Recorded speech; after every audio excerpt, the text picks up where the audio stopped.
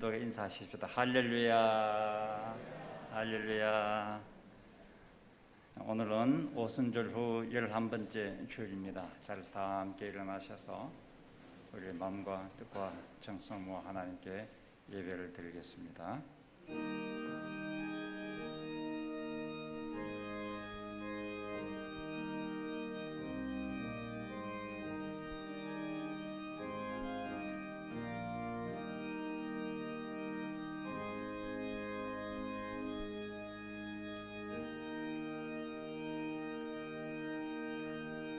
비록 무화과 나무가 무성하지 못하며 포도나무에 열매가 없으며 감람나무에 소출이 없으며 밭에 먹을 것이 없으며 우리의 양이 없을지라도 나는 여호와로 말미암아 즐거워하며 나의 구원의 하나님으로 말미암아 기뻐하리로다.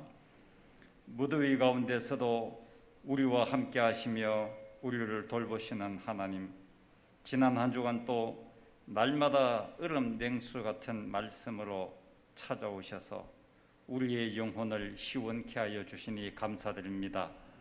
감사로 드리는 이 자리에 주님 충만한 영광으로 함께 하셔서 우리 모두 주의 영광을 보게 하옵소서.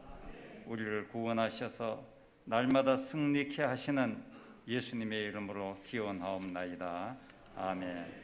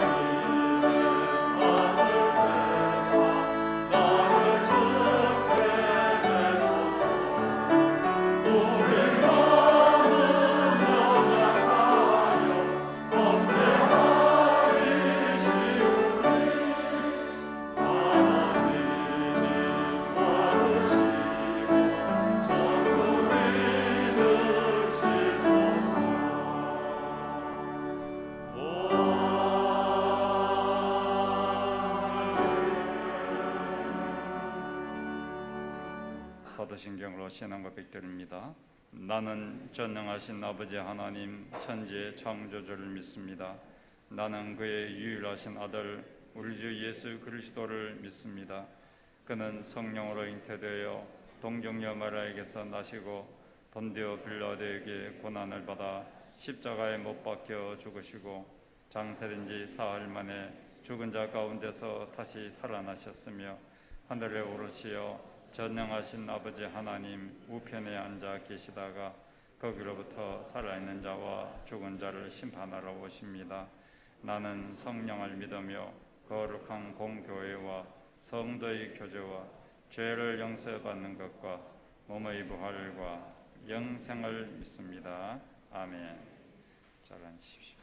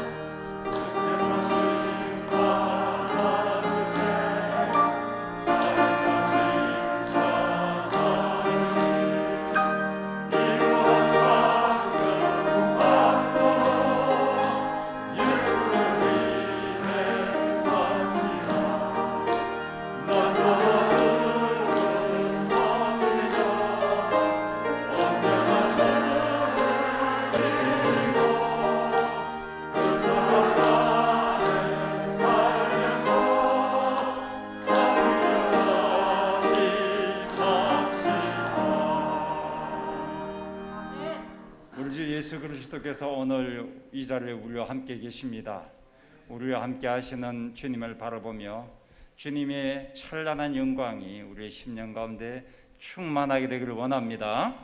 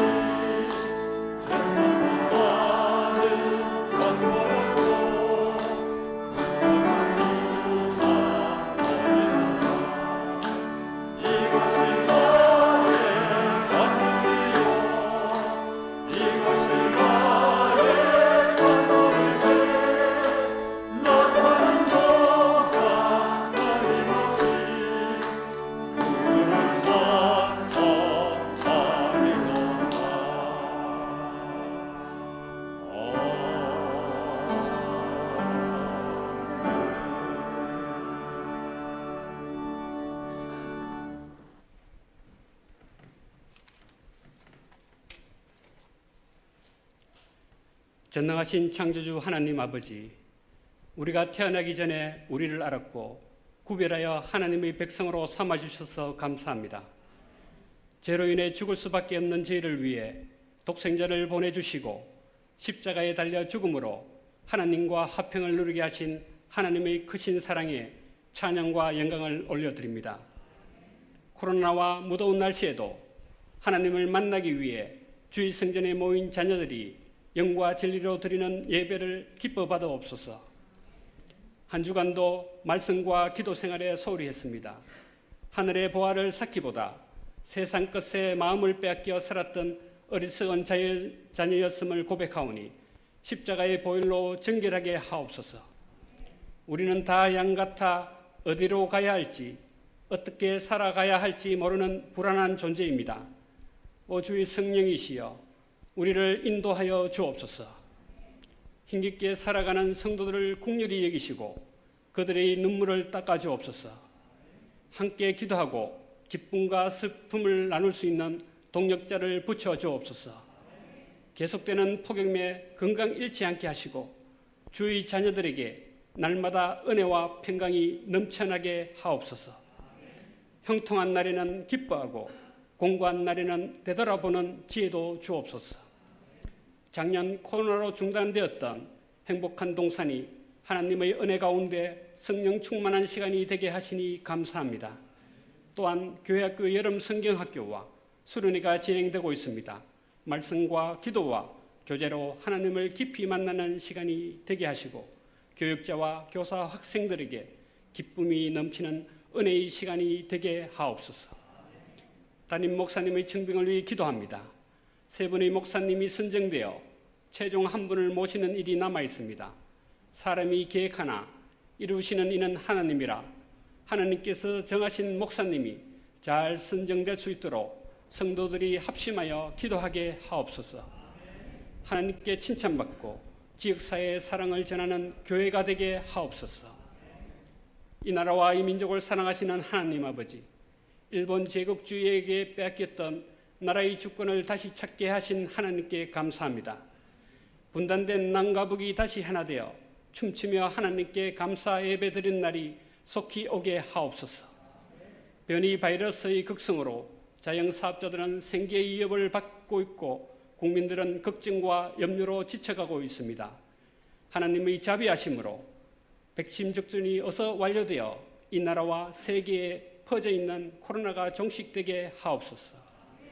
복음을 위해 세계 곳곳에 나가 있는 선교사님을 지켜주시고 필요를 채워주시고 사역의 지경이 확장되게 하옵소서. 이 시간 너는 내게 부르짖으라는 제목으로 말씀을 전하는 현철호 목사님께 성령 충만하게 하시어 영원히 목마르지 않는 생수를 먹는 시간이 되게 하옵소서. 주신 말씀으로 한 주간 세상을 이기는 새 힘을 얻는 시간이 되게 하옵소서.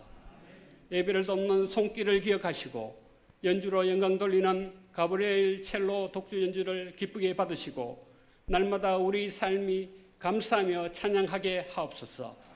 예수님 이름으로 기도합니다. 아멘.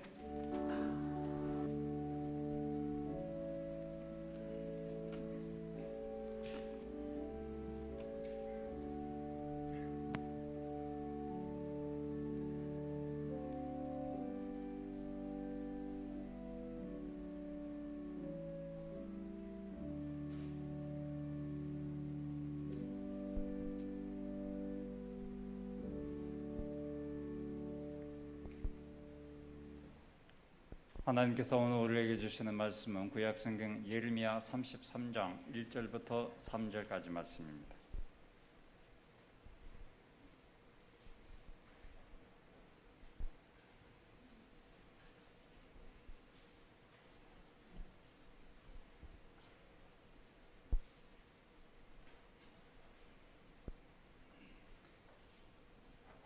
말씀 읽을 때 하나님의 음성을 함께 듣기 원합니다. 예레미야가 아직 시위대 뜰에 갇혀 있을 때에 여호와의 말씀이 그에게 두 번째로 임하니라. 이르시되 이를 행하시는 여호와, 그것을 만들어 성취하시는 여호와, 그의 이름을 여호와라는 이가 이와 같이 이르시도다. 너는 내게 부르짖으라. 내가 내게 응답하겠고 내가 알지 못하는 크고 은밀한 일을 내게 보이리라. 아멘. 가브리엘 찬양대 정승환 집사님 첼로 독주를 하나님께 영광 돌리겠습니다.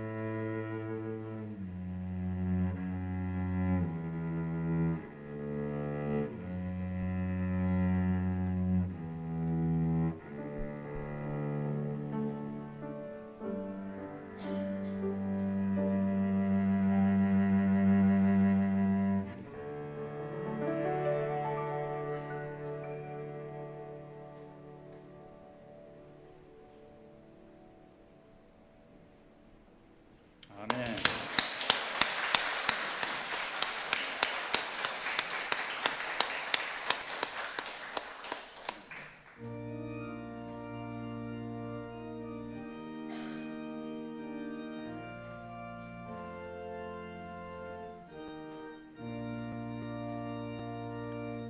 나의 하나님 받으소서 주께 드리는 이 예물을 소리 높여 감사로 주께 드리네. 아멘. 힘들고 어려운 삶이 오래 지속되고 있지만 오직 주님만 바라보며 오직 주님의 은혜로 견디고 이기며 살게 하시니 감사드립니다. 주님께 감사드릴 것이 너무 많지만 때때로 잊어버리며 살곤 했습니다. 이제 감사를 회복하고 넘치도록 자원하여 기쁨으로 예물을 드립니다. 드리는 손이 축복의 손이 되어 이웃에게 축복의 통로로 살게 하옵소서. 예수님의 이름으로 기도하옵나이다. 아멘.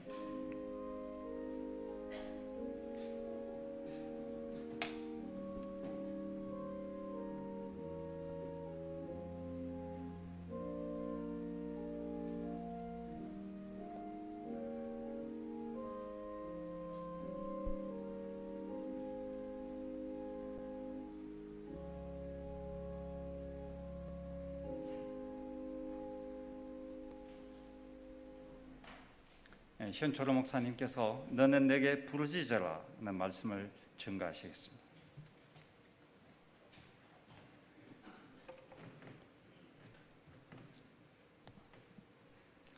하나님 우리 아버지와 주 예수 그리스도로부터 은혜와 평강이 여러분 가운데 함께 하시길 간절히 축복합니다. 2달여간 청산교회를 위해 저도 함께 기도했습니다.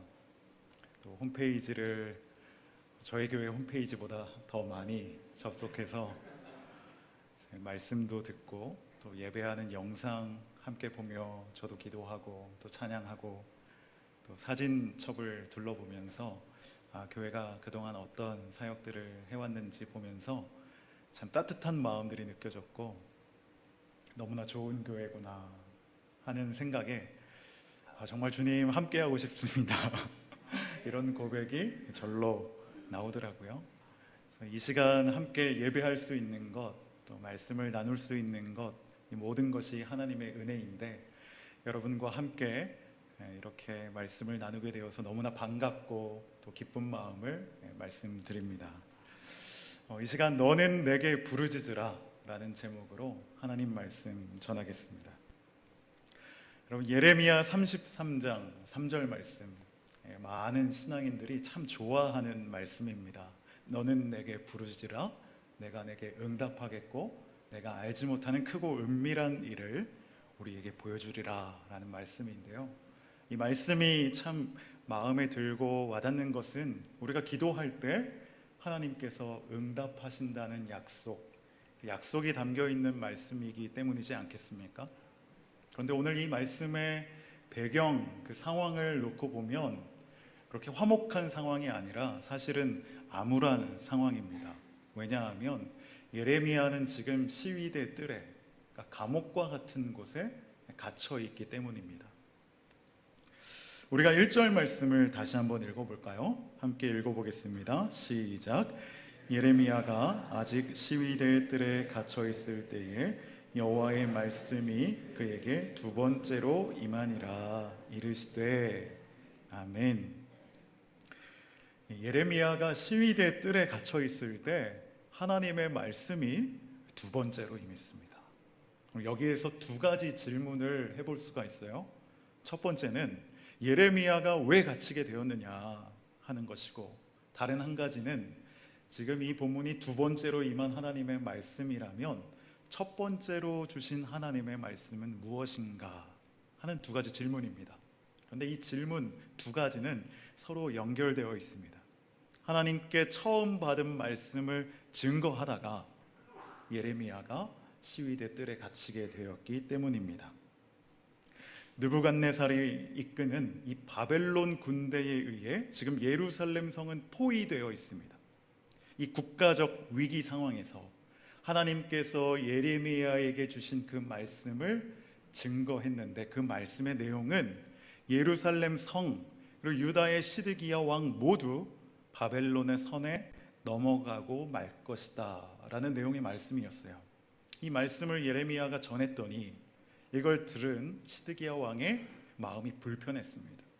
분노하게 되었고, 이 말씀을 전한 예레미야가 밉게 보였던 것이죠.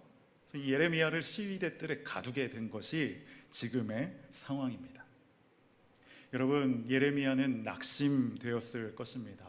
하나님께서 주신 말씀을 전했을 따름인데, 그 말씀에 순종했을 뿐인데 지금 예레미야에게 돌아온 현실은 무엇입니까?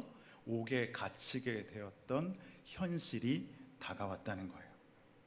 1절 말씀을 다시 보면 아직 시위대 뜰에 갇혀 있을 때에, 이 구절을 가만히 보면 예레미야의 심정이 좀 느껴지는 것 같아요.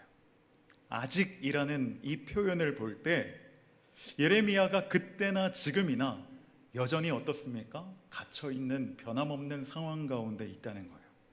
풀려날 기미가 보이지 않고 이 전국과 나의 상황은 어떻게 흘러갈 것인가. 예레미야가 이와 같은 현실에 압도당해서 어떻게 보면 영적으로 무기력해지고 힘이 빠지기도 하고 사역할 기운이 다 사라져버리진 않았을까 하는 생각을 하게 됩니다. 여러분, 우리에게도 예레미야와 같이 때때로 하나님께서 침묵하시는 것 같은 그런 때가 있습니다. 나는 너무나 답답한데 하나님께서 응답하시지 않는 그와 같은 때가 있다는 것이죠. 그런데 하나님 편에서 생각해 보면 하나님은 적절한 때를 기다리고 계시는 것입니다. 왜냐하면 우리의 답답함이 꼭 필요하기 때문이에요. 이 답답함의 시간이 지나야만, 예레미야로 보자면 시위대 뜰에 갇혀 있는 이 시간이 지나야만 하나님께서 예레미야에게 너는 내게 부르짖으라 라고 말씀하실 때 간절하게 부르짖을 수 있기 때문입니다. 여러분, 우리에게 간절한 상황, 정말 급박한 상황이 되면 누가 시키지 않아도 새벽 기도회에 나오고 금요 철야에 나와서 정말 목 놓아 기도합니다. 왜냐하면 하나님 아니면 이 일이 해결될 수 없기 때문에. 근데 너무나 평안하고 또 모든 것이 순조로울 때는 간절한 때만큼 기도하지 않는 것이 우리의 모습이라는 거죠. 그래서 예레미야가 정말 하나님 앞에 마음으로 나아오기 위해 이와 같은 시위대 뜰에 갇혀 있는 시간, 다시 말해 인생의 광야와 같은 시간이 꼭 필요하게 된다는 것이죠.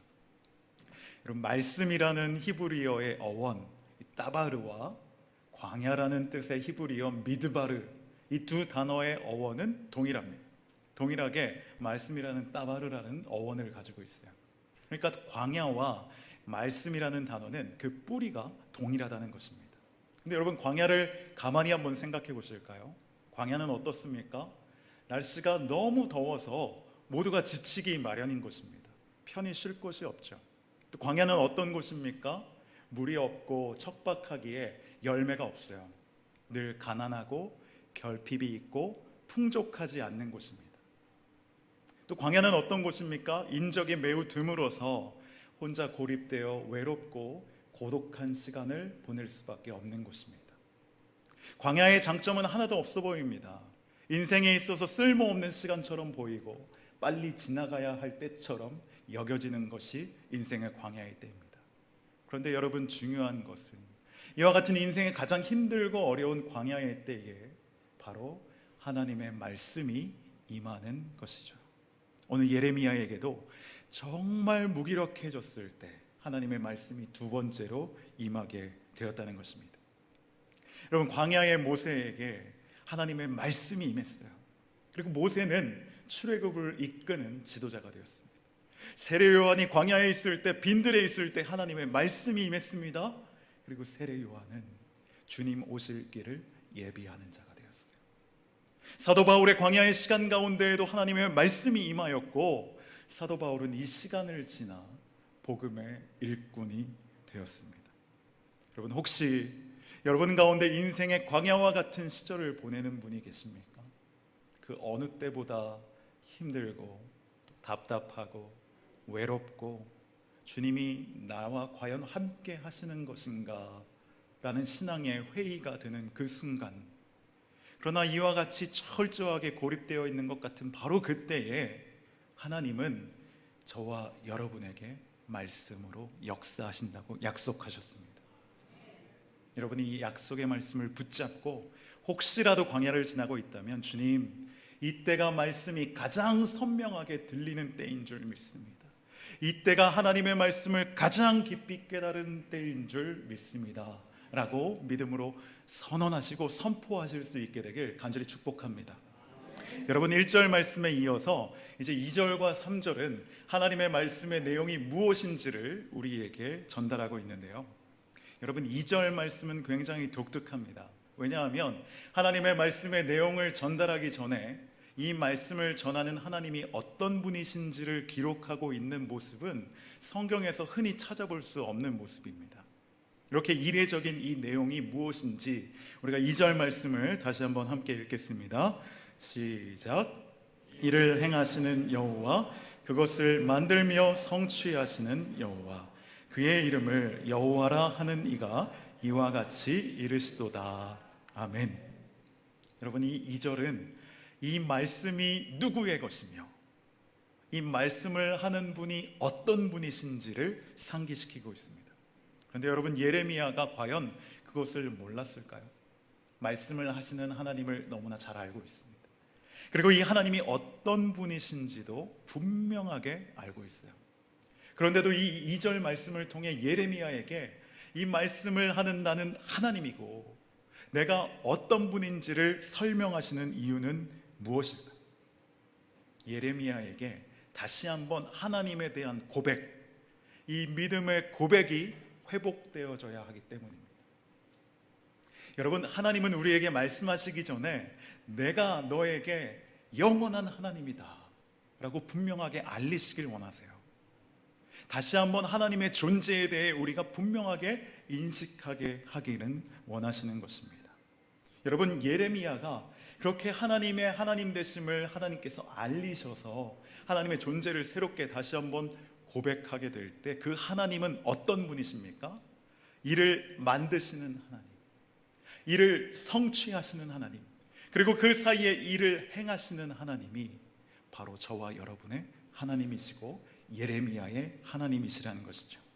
여러분, 여기에 써 있는 만드시다, 또 행하시다, 성취하시다, 이에 해당하는 히브리어 모든 단어들은 창세기 1, 2, 3장의 하나님 창조의 기사에서도 동일하게 사용된 단어라는 것이죠.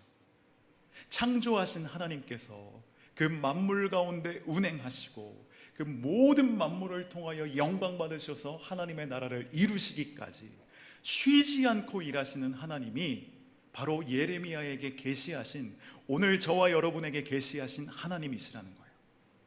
바꾸어 말하면 저와 여러분의 인생을 누가 지으셨습니까? 하나님께서 지으셨습니다.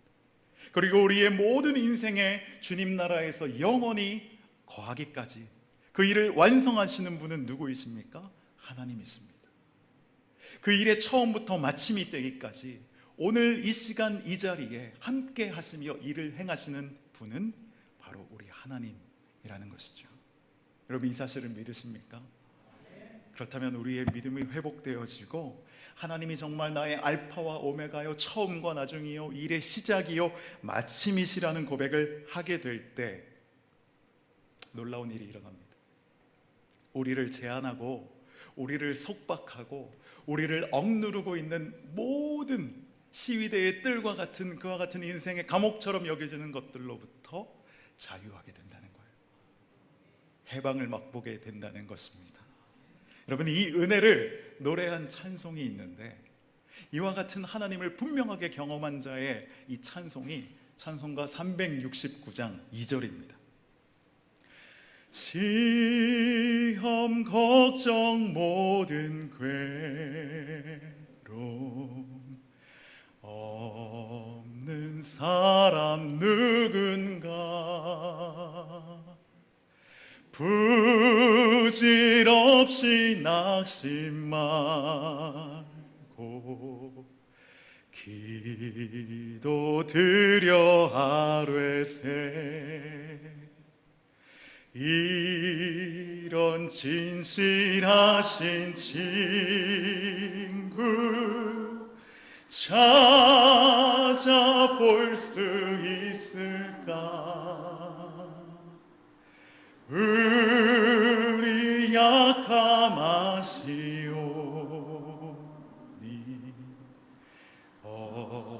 어찌하니 하루일까? 여러분, 우리가 부질없이 낙심하지 않을 수 있는 이유가 있다면 나의 능력이 강하여서도 아니고 내가 이 일을 헤쳐나올 수 있는 희망이 있어서도 아니고 오직 기도드려 아뢰할 수 있는 진실하신 친구 하나님이 우리와 함께 하시기 때문에, 그분이 우리의 인생을 붙들고 우리의 일에 역사하시기 때문인 줄 믿습니다. 여러분, 예레미야에게도 하나님께서 내가 너의 하나님이다, 내가 너와 함께 한다라는 것을 분명하게 알게 하신 이후에 예레미야에게 말씀하시죠. 그 내용이 바로 이제야 너는 내게 부르짖어라. 내가 어떤 이인지를 다시 한번 알게 되었으니 그러니 나에게 부르짖으라 하는 것입니다. 여러분, 우리에게 주시는 말씀으로 받아 3절 말씀을 함께 읽겠습니다. 시작. 너는 내게 부르짖으라. 내가 내게 응답하겠고 내가 알지 못하는 크고 은밀한 일을 내게 보이리라. 아멘. 그럼 눈을 한번 감아 보시겠습니까? 다시 한번 하나님께서 우리의 심령의 사랑으로 속삭이시는 그 음성을 들으실 수 있길 바랍니다. 제가 한번 읽어보겠습니다. 너는 내게 부르짖으라. 내가 내게 응답하겠고 내가 알지 못하는 크고 은밀한 일을 내게 보이리라. 아멘. 여러분, 부르짖는다는 것은 무엇일까요? 통성 기도를 얘기하는 것일까요? 물론 그와 같은 의미도 있습니다. 그런데 이 부르짖으라에 해당하는 이브리 동사 카라는 하나님께 가까이 나아오라, 내가 너와 함께 하겠다라는 의미도 가지고 있어요. 여러분, 예레미야에게 지금 정말 필요한 건 무엇입니까? 기도하는 건 알고 있지만 그의 입술에서 기도가 터져 나오지 않아요. 왜냐하면 마음이 답답하고 눌려있고 이 현실 앞에 위축되어 있기 때문에. 그런 상황을 비추어 볼 때 지금 하나님께서 내게 부르짖으라 말씀하시는 건 괜찮다 하시는 거예요. 지금 모습 그대로 그냥 나아오면 된다, 나와 함께 하자꾸나, 하나님의 사랑의 초청이고요. 있는 모습 그대로 나에게 너의 마음을 토로하기만 해도 그것이 너의 기도인 줄 알겠다 하는 것이 지금 하나님이 예레미야에게 말씀하시는 부르짖으라 하는 말씀이에요. 여러분, 창세기에 보면 이스마엘과 하갈이 나오죠. 아브라함의 아내 사레의 여종이었던 하갈이 그 아들 이스마엘을 낳았는데 이삭을 놀리고 함께 지내기에 좋지 않은 상황이 되다 보니 아브라함의 집에서 떠나가게 되었습니다. 떡과 물 한 가죽 부대를 들고 광야를 헤매는 이 모자가 가진 모든 것이 다 사용되어지고 더 이상 그들의 생명을 이어갈 수 있는 것이 없어지게 되었어요. 이 어미는 아들을 보며 하염없이 눈물을 흘릴 수밖에 없었습니다. 우리가 이곳에서 죽게 되었구나. 아이의 얼굴을 참아볼 수 없었던 하갈은 이스마엘을 먼 발치에 앉혀놓고 죽을 날만 기다리고 있었어요. 그렇게 서로의 얼굴을 바라보며 소리내어 울었던 바로 그때 하나님이 그 소리를 들으시고 눈물을 보시고 응답하셨어요. 창세기 21장 16절 17절 말씀입니다. 제가 읽어드리겠습니다. 이르되 아이가 죽는 것을 참아 보지 못하겠다 하고 화살 한바탕 거리 떨어져 마주 앉아 바라보며 소리내어 우니 하나님이 그 어린 아이의 소리를 들으셨으므로 하나님의 사자가 하늘에서부터 하갈을 불러 이르시되 하갈아 무슨 일이냐 두려워하지 말라. 하나님이 저기 있는 아이의 소리를 들으셨나니. 아멘. 하나님께서 무엇을 들으셨다고요? 그들의 간절한 기도 이전에 차마 기도할 수 없었던 그들의 심정에서 새어나오는, 터져나오는 그 울음, 눈물, 그와 같은 애통해하는 소리를 들으셨다고 말씀하십니다. 여러분, 우리의 기도의 문이 막혔을 때 우리는 어떻게 해야 합니까? 답답한 가슴을 치더라도 주님 앞에 나아가야 합니다. 주님 앞에서 나의 이 답답함을 토로하는 것이죠. 주님, 기도가 도무지 나오지 않습니다. 주님, 예전과 같은 뜨거운 열정으로, 간절함으로 주님 앞에 부르짖지 못하지만 이 답답한 마음으로 주님 앞에 그저 나와 앉아 있습니다. 해결할 수 없는 이 상황 앞에 하나님 눈물 밝게 흘릴 것이 없지만 이 눈물 보시는 주님 의지하여 주님 앞에 나아갑니다. 여러분, 이렇게 주님 앞에 나아갈 때 주님은 우리의 어떤 기도의 내용과 화려한 언어들과 얼마나 유창하게 기도하는가, 그것을 보시기 이전에 정말 우리의 마음의 답답함과 공허함과 같은 그 마음을 살피신다는 거예요. 우리의 마음을 헤아려 주신다는 것입니다. 그렇게 주님 앞에 나아갈 때 우리의 마음이 회복되어지는 것이죠. 주님께서 주시는 마음으로 평안함이 깃들기 시작한다는 것입니다. 여러분, 부르짖을 때 주시는 은혜가 이와 같은 것이겠습니다. 우리가 큰 소리로 기도하는 것 하나님 들으시고 응답하십니다. 기도할 수 없을 때에 주님 앞에 머무는 것 역시도 하나님 들으시고 응답하신다는 사실을 꼭 기억하실 수 있길 바랍니다. 이처럼 주님 앞에 나아갈 때 하나님이 우리에게 놀라운 약속을 주십니다. 네가 알지 못하는 크고 은밀한 일을 우리에게 보여주신다 약속하셨어요. 여러분, 이스라엘이 보았던 크고 은밀한 일은 무엇이었을까요? 여러분, 이스라엘이 결국에 바벨론에게 잡혀가 포로 생활을 시작하게 됩니다. 그들이 했던 기도는 무엇일까요? 하나님, 이 민족을 해방시켜 주십시오. 다시 한번 하나님 앞에 자유하게 되길 원합니다. 이렇게 기도하지 않았겠습니까? 그런데 그들이 기도하던 중에 하나님의 크고 은밀한 일을 발견하고 깨닫게 되었어요. 그리고 그들의 기도가 변하였습니다. 더 이상 우리의 자유와 해방을 위해 기도하는 것보다 더 깊은 기도, 그것은 바로 하나님과의 관계를 회복하기 위한 기도였어요. 이 모든 일의 시작은 무엇입니까? 하나님의 손에 능력이 없어서도 아니고 우리가 바벨론보다 미약해서도 아니고 그 이유는 우리가 하나님의 말씀을 쫓아 하나님이 원하시는 대로 이끌어 나가는 삶의 자리를 떠나버렸기 때문이라는 것을 알게 되었어요. 우리가 말씀을 소중히 여기지 않았구나. 하나님만을 참신으로 예배하지 않았구나. 여기에 우리의 문제가 있었다. 주님, 다시 한번 우리가 하나님의 영원한 자녀로, 하나님의 택하신 민족으로 세워지길 원합니다. 주님, 우리의 관계가, 하나님과의 우리의 관계가 회복되어지길 원합니다. 이와 같은 기도로 바뀌게 되었어요. 더 이상 그들이 포로의 상황에 처해 있든 처해 있지 않든 그것은 중요하지 않았어요. 두 번째 문제였습니다. 첫 번째 문제는 하나님과 우리와의 온전한 신뢰의 회복, 이것이었다는 것이죠. 그래서 그들은 우리의 신앙이 회복되어지기 위해, 또 우리의 다음 세대에게 이 신앙의 유산이 제대로 전수되기 위해 곳곳에 소그룹이 모일 수 있는 회당이라는 공동체를 바로 이때 세우게 되었어요. 서기관이라는 역할도 이때 만들어지게 되었다는 것입니다. 왜 이렇게 되었던 것입니까? 정말 중요한 크고 비밀한 하나님의 계획을 깨달았기 때문이라는 것이죠. 여러분, 한 가지 이야기를 더 나누고 말씀을 맺으려 합니다. 저는 여러분 태국을 굉장히 사랑하고 태국의 선교에 대한 비전이 있어서 한때는 풀타임 선교로 헌신하기 위해 준비한 적도 있었지만 뜻대로 하나님께서 인도하심이 온전하게 제가 응답을 받지 못하고 그 일이 멈춰졌던 적이 있습니다.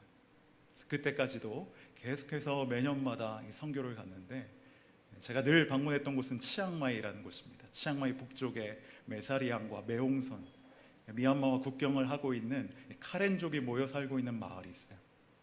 이 카렌족 출신의 한 전도사님 이야기를 들려드리려고 합니다.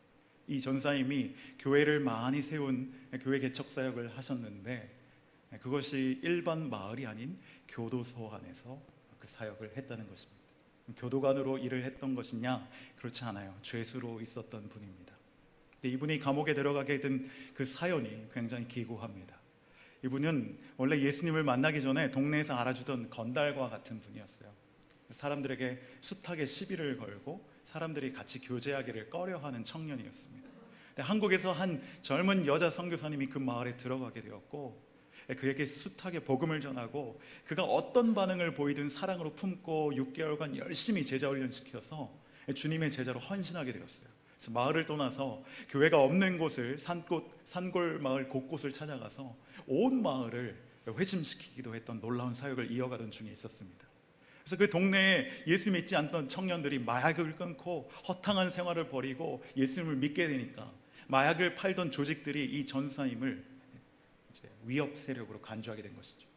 우리의 이 어떤 마약을 판매하는 지경이 점점 축소되니까 이 전사님에게 누명을 씌우려 했던 것 같아요.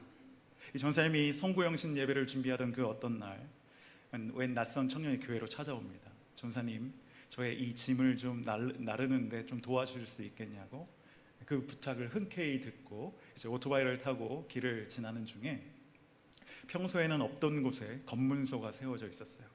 검문소가 보이자 이 뒤에 함께 있던 청년은 이 산속으로 급하게 달아나 버렸습니다. 영문도 모른 채 혼자 남겨진 이 전사님이 갖고 있던 짐을 경찰이 수색하는데 그 짐가방 안에서 숱하게 많은 마약 봉지들이 발견되었던 거예요. 큰 벌을 받으면 사형에도 이를 수 있는 중형을 선고받을 수 있는 상황이었습니다. 35년형을 선고받고 감옥에 갇히게 되었어요. 그에게는 결혼한 부인이 있었는데 이제 곧 태어날 아이가 태중에 있었습니다. 그 딸 아이도 보지 못하고 감옥에 갇히게 된 신세죠. 여러분, 어떤 마음이 들었을까요? 억울한 마음이 들지 않았겠습니까? 내가 왜 괜히 이 청년을 도와줘서 이와 같은 곤궁에 빠지게 되었을까? 그리고 원망과 억울한 마음과 애통한 마음과 그저 삶을 놓고 싶을 생각이 들 정도로 이 절망스러운 상황이지 않겠습니까? 근데 그 가운데 그가 조용히 하나님 앞에 나아가기 시작했어요. 부르짖기 시작했고 주님 앞에 눈물을 흘리며 주님의 뜻을 구하기 시작했습니다. 거기에서 한 줄기 빛과 같이 하나님의 음성을 들으며 하나님의 계획하심을 알게 됐어요. 복음을 전하는 사명을 전하라는 것이었습니다. 그렇게 물었죠. 하나님, 이 감옥에서 제가 어떻게 주의 말씀을 전하며 복음을 증거하겠습니까? 그런데 그는 할 수 있는 대로 해 나가기 시작했어요. 독방에 갇혀 사람들과 교제할 수 없는데 그 앞을 지나가는 사람이 간수이든 뭐 봉사하는 제소자이든 어떻게든 그 사람을 내 앞으로 끌어모아서 그 창살을 앞에 두고 예수님을 증거하기 시작했어요. 복음을 전하기 시작했어요. 놀라운 일이 벌어졌습니다. 그 복음을 들었던 사람들이 조금씩 예수님을 믿게 되었어요. 그 교도소 안에서 제자들이 세워지기 시작했습니다. 그 모인 무리들이 점점 늘어나게 되자 한국의 어떤 교회의 도움을 받아서 이 매홍선 감옥 안에 이 불교가 정말 득세하고 있는 그 지역, 그 감옥 안에 교회가 세워지게 되었어요. 매주 예배하게 되었습니다. 마치 요셉과 같이 그가 처해 있는 상황 가운데 최선을 다하고 복음을 전하고 하나님을 의지했을 때 모든 일이 풀려지게 되는 것들을 경험하게 되었어요.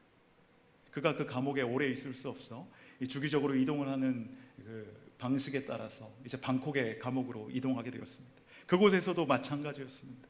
예수의 제자들이 세워지기 시작했던 거예요. 함께 예배하는 이들이 세워졌어요. 그리고 그곳에서도 너무나 놀랍게 교회가 세워지게 되었다는 것입니다. 지금은 여러분 다시 치앙마이 교도소로 돌아와서 얼마 전 소식에 따르면 이 형이 감형이 되어서 1, 2년 안에 석방될 수 있다는 이야기를 듣게 되었습니다. 그러나 그가 이렇게 사역하기까지, 그와 같은 하나님의 뜻을 깨닫기까지 얼마나 괴롭고 고통스러운 시간을 보냈을까 생각을 해보게 됩니다. 하나님의 정말 크고 은밀한 일을 알게 되었을 때 그가 처한 상황과 환경과 억울함을 다 뛰어넘어 하나님께 영광 돌릴 수 있는 인생이 되었다는 것입니다. 사랑하는 성도 여러분, 여러분도 하나님 앞에 나아갈 때 응답을 경험하고 크고 은밀한 일을 경험하고 싶지 않으십니까? 저도 오늘 이 말씀을 준비하며 하나님의 크고 은밀한 일을 보고 싶습니다. 하나님의 크고 은밀한 일을 알고 싶습니다 하는 기도가 저절로 튀어나왔어요. 특별히 우리가 처하고 있는 이 상황을 놓고 볼 때 더더욱 그것을 알기 원한다는 마음이 들었습니다. 코로나로 인해 모든 것이 제한되어져 있는 그 상황을 우리가 보내고 있지 않겠습니까? 소그룹으로 모일 수가 없고 함께 나누기도 쉽지 않고 모든 이들이 함께 나와 예배하며 출석할 수 없는 이와 같은 상황에서 우리 자녀 세대들을 보면 더 마음이 메어집니다. 벌써 2회째나 수련회가 안 되고 성경학교가 되지 않는 거예요. 그들에게 신앙을 양육하고 교육해야 되는데, 이 믿음을 전수시켜야 되는데, 그와 같은 일들이 가로막혀 있는 것과 같은 이 절망감에 사로잡힙니다. 한국교회도 침체되어 가는 것 같은 이와 같은 상황에서, 그런데 오늘 이 말씀을 다시 한번 붙잡고 크고 은밀한 일을 구하게 되는 것은, 이와 같은 시위대들 감옥과 같이 절망스러운 상황이 우리를 둘러싸고 있다 할지라도 결코 그것이 이를 행하시는 하나님을 가로막을 수 없다라는 분명한 확신을 얻게 되었기 때문입니다. 여러분, 하나님이 이를 행하시면 코로나는 아무것도 아니게 된 줄 믿습니다.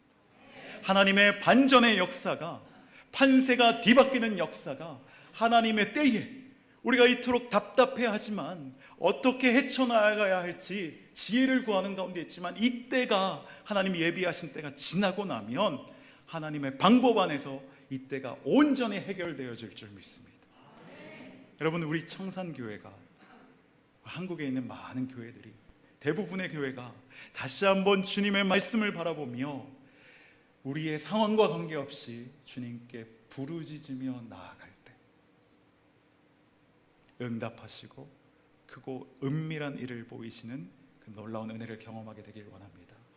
또 바라기는 성도님 한 분 한 분 가운데 여러분이 구하고 부르짖는 모든 자리에서 하나님의 크고 놀라운 일을 보게 되고 듣게 되는 은혜가 함께 하시길 간절히 축복합니다. 오늘 이 말씀을 준비하며 주께 가까이라는 찬양을 생각하게 되었어요.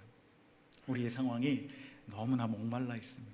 목마른 우리의 심령 가운데 주님 은혜를 부어주시고, 주님의 사랑을 부어주시고, 우리와 함께 하시는 그 주님 임마누엘 하나님의 은혜를 우리 가운데 다시 허락해 주시옵소서. 이렇게 기도할 때 하나님께서 역사하시고 응답하실 줄 믿습니다. 우리 이 고백으로 함께 찬양하기 원합니다.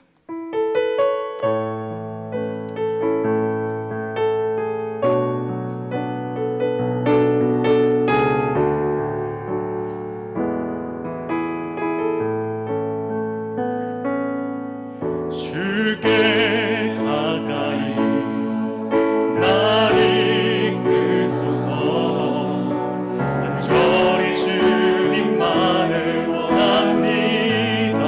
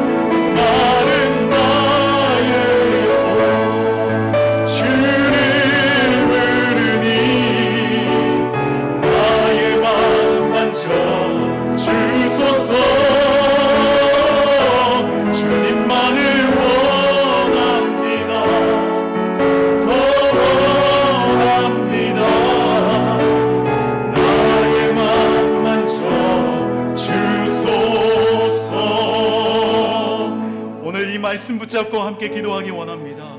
주님 앞에 너는 내게 부르짖으라 하나님 말씀하신 그 말씀을 쫓아 주님 우리가 부르짖기를 결정합니다. 혹시 기도할 힘이 없으시다면 가슴을 치시며 있는 모습 그대로 하나님이 답답하고 억울한 심정 가지고 주님 앞에 나아갑니다. 혹여 기도할 수 있는 분들은 소리를 높여 하나님 지금 이 때에 다시 한번 이를 만드시고 이를 성취하시기까지 그 일을 행하시는 하나님을 다시 한번 믿음으로 고백하며 그 하나님이 나의 하나님을 선포하며 나아갑니다. 주님 역사해 주시옵소서 할 때 오늘 우리의 삶의 자리 가운데 이어지는 우리의 모든 기도의 자리 가운데 하나님 응답하실 줄 믿습니다. 크고 은밀한 일을 우리에게 보여주실 줄 믿습니다. 하나님이 믿음으로 기도의 자리가 세워지게 하여 주시옵소서. 우리 주여 한번 외쳐 부르고 기도하겠습니다. 주여! 하나님 아버지, 이 아침 우리가 믿음으로 간구하며 나아갑니다. 주님, 우리의 연약함에도 불구하고 우리의 답답함과 우리의 감옥과 같이 닫혀있는 것과 같은 상황에도 불구하고 우리에게 말씀으로 임하시는 주님, 우리가 그 주님을 의지해 주님을 바라보며 나아갑니다. 이를 만드시는 주님, 이를 성취하시는 주님께서 오늘 우리와 함께 계시오 우리의 인생 가운데 하나님의 성실하심으로 졸지도 주무시지도 아니하시는 하나님의 열심으로 우리 인생에 역사하시는 줄 믿습니다. 이 믿음 부여잡고 우리의 기도 자리 가운데 주님 위로 나아가오니 주여 주의 이름을 부르짖으며 나아가오니 주님, 오 주님, 우리 가운데 응답하실 줄 믿습니다. 우리 가운데 크고 은밀한 일을 보이실 줄 하나님 아버지, 이 시간 우리가 마음을 다하여 주님을 바라보길 결정합니다. 하나님, 우리의 상황에 어떠함과 상관없이 우리를 자녀 삼아주신 그 하나님의 놀라운 은혜를 인하여 이를 행하시는 하나님을 바라보며 나아갑니다. 하나님, 이처럼 주님 앞에 간절히 부르짖으며 나아가는 모든 성도들 위해 응답하여 주시옵소서. 크고 은밀한 일을 보여 주시옵소서. 예수 그리스도의 이름으로 기도하옵나이다. 아멘. 다 함께 자리에서 일어나셔서 결단의 찬양 드리겠습니다.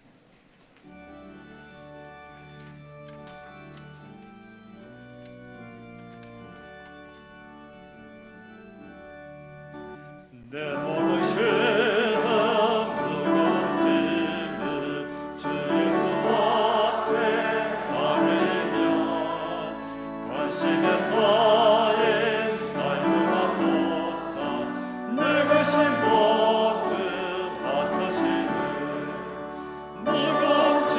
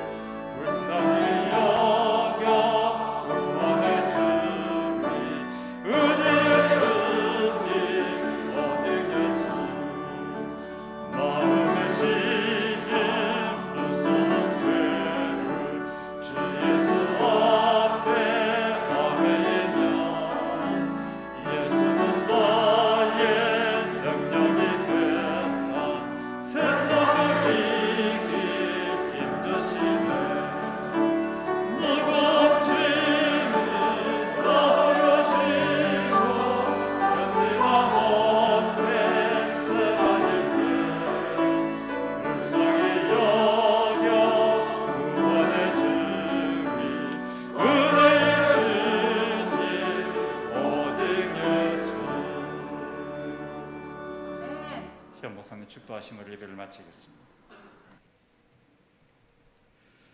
이제는 우리 주 예수 그리스도의 은혜와 하나님 아버지의 무한하신 사랑하심과 성령의 늘 우리와 함께 하시는 은혜가 주님께 부르짖으며 나아갈 때 크고 은밀한 일을 보게 될 것을 믿음으로 고백하며 나아가는 모든 성도들 가운데 이제로부터 영원까지 함께 하시옵기를 간절히 축원하옵나이다. 아멘.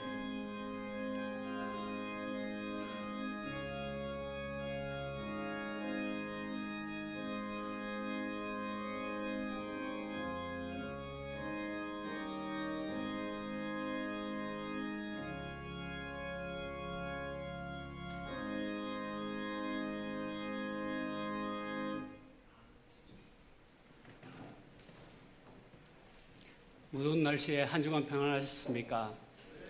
교학교 소식을 알려드리겠습니다. 예배 전 1층에서 발열 체크, 인명부 작성하시고 예배 후 소독 티슈로 앉은 자리를 소독해 주시면 감사합니다. 111 기도, 매일 정한 개인 기도 시간에 함께 기도합니다. 기도문은 필경대와 사무실에 비치되어 있습니다. 담임 목사 최종 후보자 변경입니다. 우성금 목사에서 이동영 목사로 변경됩니다. 이동영 목사의 프로필은 박스 안에 있습니다. 회의 및 모임입니다. 담임 목사 청빙을 위한 특별 기도회가 8월 13일, 20일, 27일 저녁 8시 본당 금요 성령 집회 시간에 있습니다. 아동부 여름 성경학교 세 번째 시간이 오늘 오전 11시부터 아동부실에서 진행되고 있습니다. 중고등부 여름 수련회 세 번째 시간이 오늘 오전 11시에 비전홀에서 진행되고 있습니다. 청년부 여름 수련회 첫 번째 시간이 다음 주일 오후 1시 30분 비전홀에 있습니다. 교우 소식입니다. 이준용 목사님이 10일 화요일에서 13일 금요일까지, 도원주 사무관사가 10일 화요일에서 11일 수요일까지 휴가가 있겠습니다. 이상입니다. 예, 우리 이번 주 금요일부터 3주간 금요 성령 집회 때 우리 담임 목사 청병을 위한 특별 기도를 합니다. 교회를 사랑하는 우리 여러분 모두가 다 이 자리에 와서 함께 기도하기를 원합니다. 날씨가 많이 무덥습니다. 그래서 기도회 마치고 나가는 분들에게는 교회에서 준비한 음료수를 드리도록 우리가 함께 준비하고 있습니다. 우리 교회분들과 인사하십시다. 사랑합니다. 축복합니다. 인사하십시다.